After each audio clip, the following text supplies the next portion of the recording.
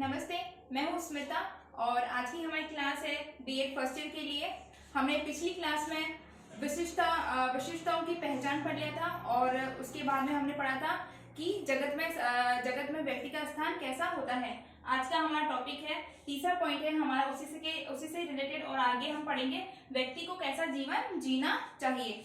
जिस तरीके से पहला बिंदु और दूसरा बिंदु एक दूसरे से संबंधित था, उसी प्रकार से तीसरा बिंदु भी उसी से संबंधित है। व्यक्ति को कैसा जीवन जीना चाहिए, मनुष्य को कैसा जीवन जीना चाहिए, इसका निर्णय उसकी प्रकृति देती है।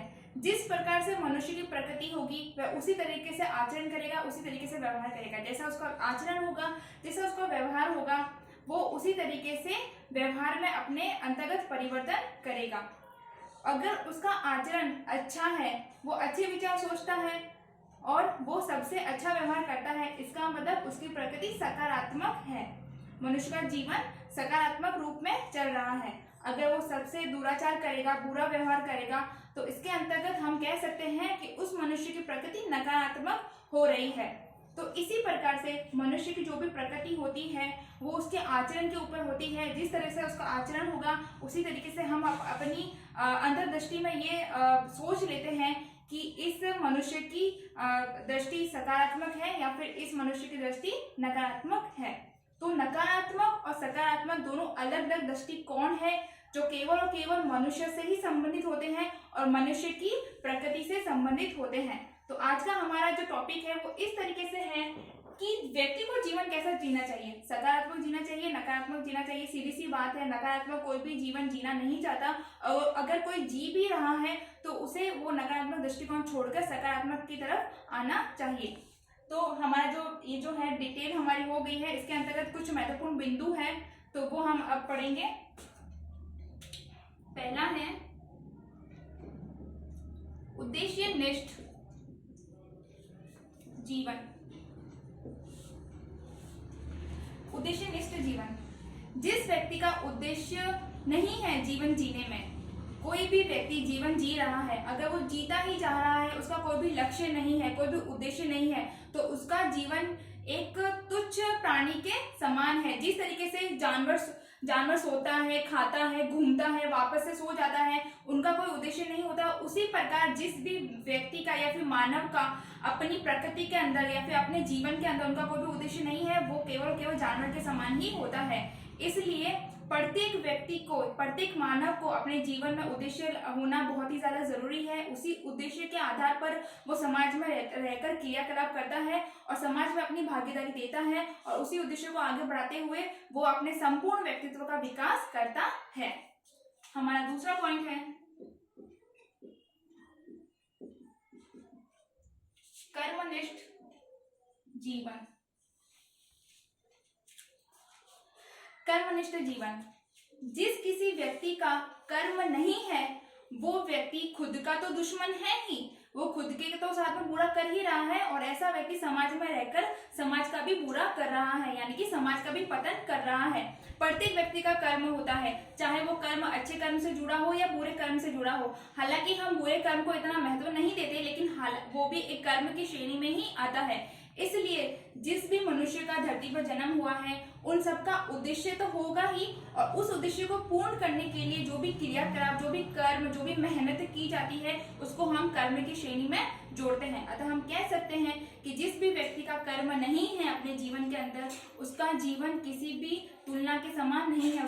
उसके जीवन की हम तुलना किसी भी विषय वस्तु, जानवर से भी नहीं कर सकते, क्योंकि एक जानवर भी खाने के लिए या फिर पानी पीने के लिए इधर से उधर घूमता है तो उसका वो भी कर्म करता है और हम तो मनुष्य प्राणी हैं तो हम तो कर्म कर ही सकते हैं। अगर हम कर्म नहीं कर सकते तो इसका मतलब हमारा जीवन किसी भी श्रेणी में नहीं आता। तीसरा बिंदु है सामाजिक जीवन। समाज में रहकर ही मानव विभिन्न प्रकार की क्रियाकलाप करता है। समाज से ही वो बंधा हुआ होता है और समाज में अपनी भागीदारी देता है। समाज में जब वो अपनी भागीदारी देता है, समाज के लिए वो अच्छे अच्छे कार्य करता है, तब उसकी समाज में प्रतिष्ठा बढ़ती है, उसका सम्मान बढ़ता है और ऐसी स्थिति में लोग उसके साथ उसके आचरण को व्यवहारगत देखते हैं। वो सोचते हैं कि इसमें इस व्यक्ति ने इतनी भागीदारी दी है समाज के अंतर्गत, और वो समाज में रहते हुए बहुत ही सारे कार्य कर रहा है जो कि समाज के हित में है, जो कि राष्ट्र के हित में है। तो प्रत्येक व्यक्ति जिसका उद्देश्य है, जो कर्म कर रहा है, जो समाज में रह रहा है, उसका सामाजिक जीवन सीधा सीधा समाज से जुड़ा हुआ होता है, और समाज का प्रत्येक छोटा बड़ा नागरिक उस व्यक्ति को आचरण के अनुसार उसकी तुलना करता है कि उसका व्यवहारगत परिवर्तन कैसा है और वो समाज में किस तरीके से भागीदारी दे रहा है। हमारा चौथा पॉइंट है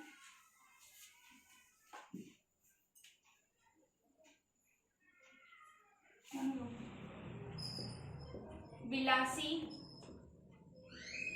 जीवन का अभाव।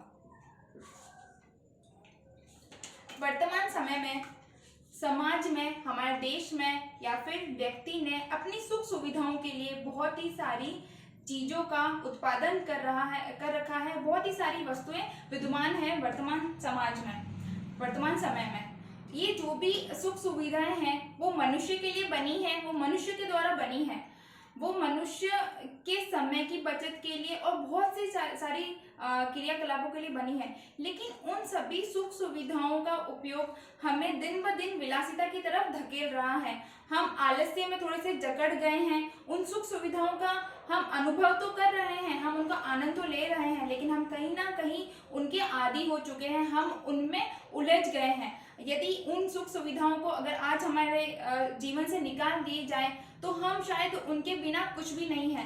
इसलिए यहाँ पर ये वाला बिंदु बहुत ही ज़्यादा इम्पोर्टेंट है कि विलासी जीवन का अभाव। हमें ऐसे अपने जीवन को बनाना चाहिए जिसमें हम हमारे उद्देश्य भी रखें, कर्म भी करें, समाज में भी रहे, लेकिन वो कभी कभी भी हमारे जीवन को हानि ना पहुँचाए। यानी कि जो हम कहते हैं ना, सादा जीवन उच्च विचार, उसी टाइप का कुछ हमारा ये पॉइंट भी है, जिसमें जो विलासी जीवन हमारे अंदर हमारे जीवन में आ गया है, हमें कोशिश करनी चाहिए कि उसको हमारे जीवन से दूर निकालें।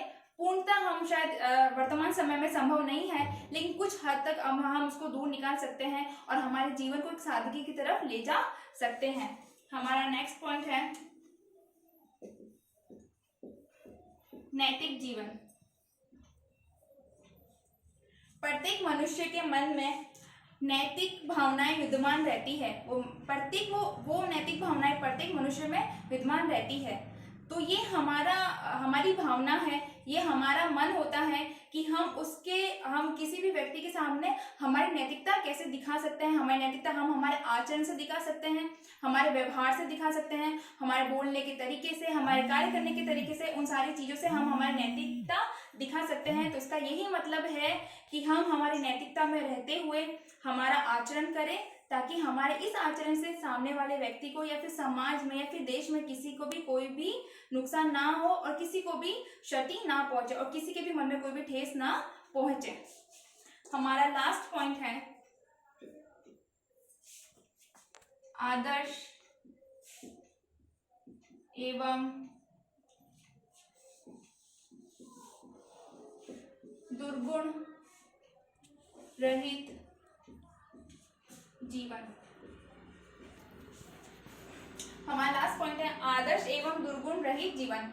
हमारा जो जीवन है वो ऐसा होना चाहिए, आदर्शपूर्ण होना चाहिए। हम समाज में रहते हैं, हम जिस तरीके से आचरण करेंगे, कार्यकलाप करेंगे, दूसरे व्यक्ति भी हमको देखते हैं और उन्हीं चीज़ों से हम सीखते हैं। हमारा आदर्श, हमारा आचरण अच्छा होगा तो वो लोग हमें आदर्श मानेंगे और हमारे जैसा कार्य करने की वो भी कोशिश करेंगे। चाहे वो कार्य, हम एग्जाम्पल के तौर पर हम विद्यालय में एक शिक्षक है, वो बहुत ही अच्छा उसका आचरण है, वो हर तरीके से सक्षम है, तो बच्चे उसको अपना आदर्श मानेंगे। वो यही सोचेंगे कि हम भी भविष्य में बड़े होकर इस शिक्षक की तरह हम भी बनेंगे, हम भी ऐसा आचरण करेंगे, तो वो उनका आदर्श है। इसी बीच में है दुर्गुण रहित जीवन। जो भी बुराइयां, जो भी बुरे गुण हमारे जीवन में विद्यमान है, हमारे मन में विद्यमान है, उन सभी को दूर करना चाहिए। हमें झूठ नहीं बोलना चाहिए, हमें चोरी नहीं करनी चाहिए, हमें किसी का भी अपमान नहीं करना चाहिए। तो ये सारे के सारे दुर्गुण रहित जीवन के अंतर्गत आते हैं। तो इससे सीधी सी बात है, जो भी हमारा पॉइंट है वो ये कहना चाहता है कि हमारा जीवन हमें आदर्शपूर्ण रखना चाहिए और हमारे अंतर्गत जो भी बुरे व्यवहार हैं उन सबको निकालना चाहिए। ठीक है बच्चों, तो ये आज की क्लास थी, छोटा सा टॉपिक था व्यक्ति को कैसा जीवन जीना चाहिए। महत्वपूर्ण बिंदु सारे मैंने करा दिए हैं। वैसे तो आपको कोई मुश्किल नहीं आएगी, पर फिर भी कुछ समझ में नहीं आता है तो आप मुझे मैसेज कर सकते हैं ग्रुप में। और तब तक के लिए नमस्ते।